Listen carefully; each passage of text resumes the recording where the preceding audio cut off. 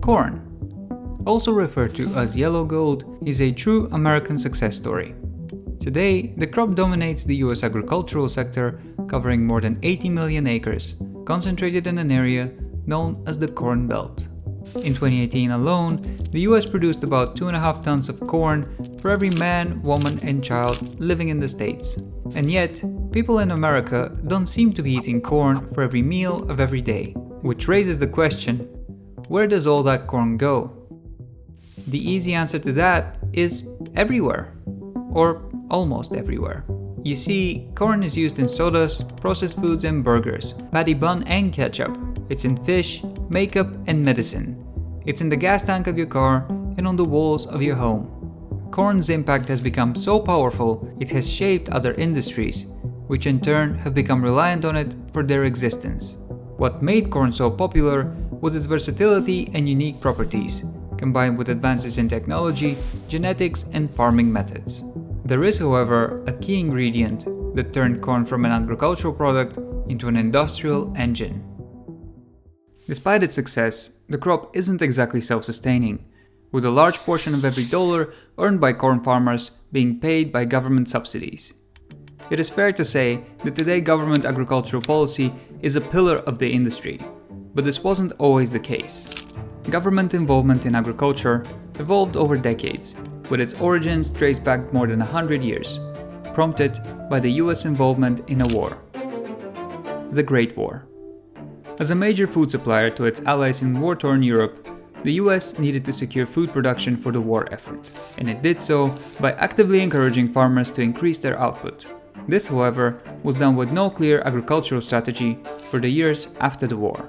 The problem with this policy became evident in the 1930s. The Great Depression, which lasted from 1929 to 1939, led to a unique combination of economic turmoil and oversupply of grain, resulting in a significant decline in agricultural prices.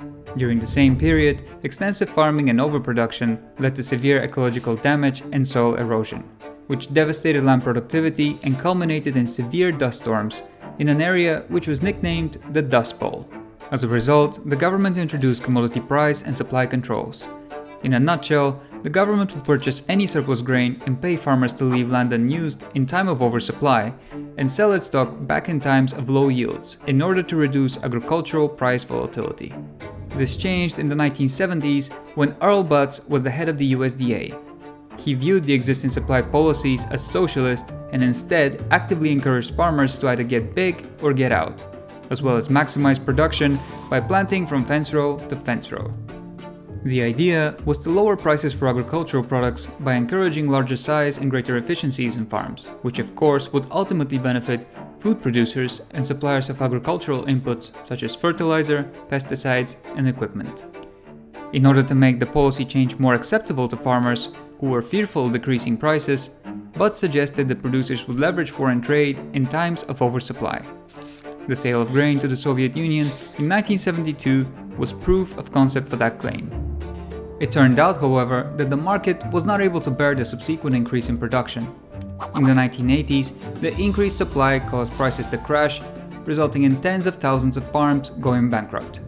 The surviving farms had no choice but to increase their output, hoping to make up in volume what they lost on price. And there was one crop in particular which came to dominate the American landscape. In 2018, the US corn production was estimated at 14.4 billion bushels, with an average yield of 176 bushels per acre, with a total harvested area spanning 81 million acres, most of which is concentrated in the Heartland region, with Iowa and Illinois accounting for a third of the US crop. The spread of corn is actually not that difficult to understand. Not only is it easy to grow in different conditions, but it turned out that its byproducts could be used in a wide variety of goods. In addition, corn yields have been growing consistently over the last 100 years, making the crop increasingly more productive than its agricultural rivals. Perhaps somewhat counterintuitively, the most significant impact of cheap mass-produced corn was on the meat industry. The declining prices of corn, which is used as animal feed, alongside improvements in breeding, technology and pharmaceuticals, led to the creation of concentrated animal feeding operations, or cafos, where animals are kept in confined spaces for a period of more than 45 days per year. From a business perspective, CAFOs are significantly more efficient than other livestock operations due to the controlled environment in which the animals are kept in, as well as the economies of scale of those facilities. As a result, meat, dairy, and eggs are now produced faster and cost less, which has had a positive impact on consumer spending power.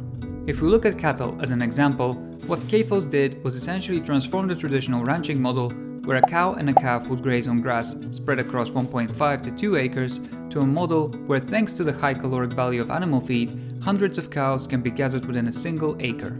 This, of course, resulted in significant improvements in land use efficiency, but it did come at a cost. Aside from the obvious animal welfare issues, which really deserve a video of their own, there are also significant environmental externalities. Here, we're going to focus on one of those in particular. Typically, grass-grazing cattle produce and distribute waste over a large area, fertilizing the soil.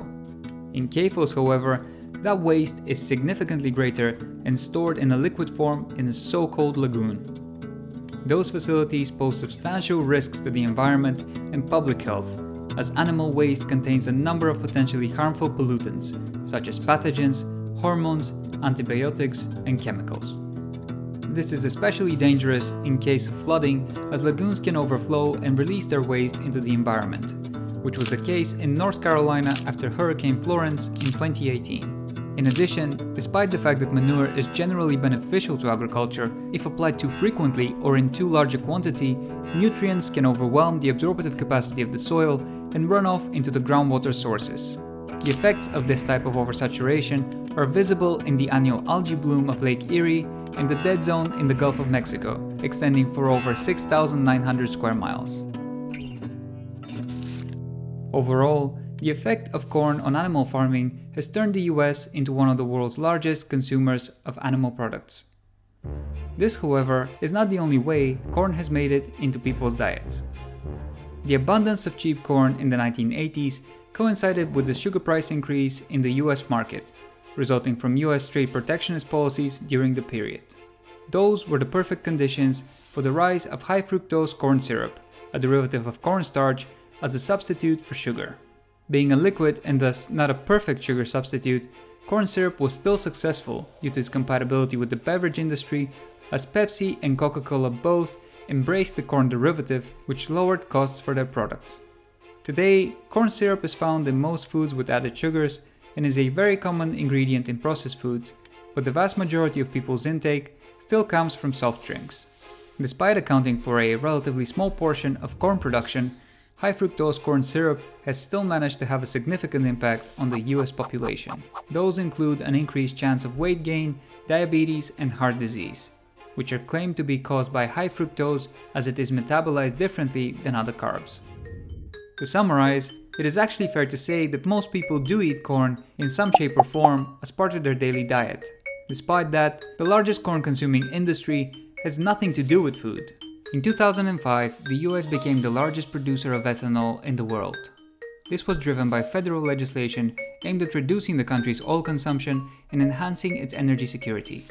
Ethanol is a biofuel, and as such, it is claimed to be more environmentally friendly than conventional fossil fuels. Although true in theory, there is scientific evidence arguing that ethanol is intensifying climate change rather than helping to resolve it. For starters, US ethanol is derived from corn. However, the energy required for its distilleries comes mainly from coal.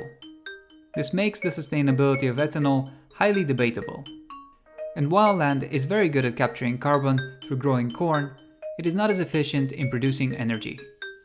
Solar cells, in fact, can produce 100 times as much energy from the same acreage as corn ethanol.